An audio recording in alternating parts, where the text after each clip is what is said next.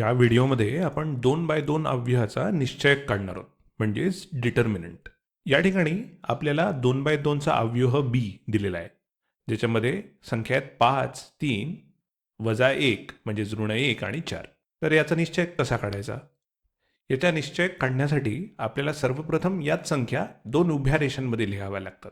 निश्चयक लिहिताना अशा प्रकारे लिहिला जातो. आता निश्चयकामध्ये याच 4 संख्या आहेत आणि निश्चयकाची व्याख्या अशी केली जाते की सर्वप्रथम आपण या कर्णातला म्हणजेच या जांभळ्या रंगामध्ये ज्या संख्या दिसतात आहे त्यांचा गुणाकार घेतो, ज्याच्यामध्ये 5 आणि 4 आहेत. तर आपण सर्वप्रथम लिहिलं 5 गुणिले 4 आणि मग आपण दुसऱ्या कर्णामधल्या ज्या संख्या आहेत या ज्याच्या हिरव्या गोलामध्ये दिसतात आहेत त्या संख्यांचा गुणाकार आधीच्या गुणाकारामधून वजा करतो. तर आपल्याला मिळालं 5 गुणिले 4 वजा 3 गुणिले ऋण 1. नीट बघा, 5 गुणिले 4 वजा 3 गुणिले ऋण 1. तर 5 गुणिले 4 म्हणजेच किती? 20.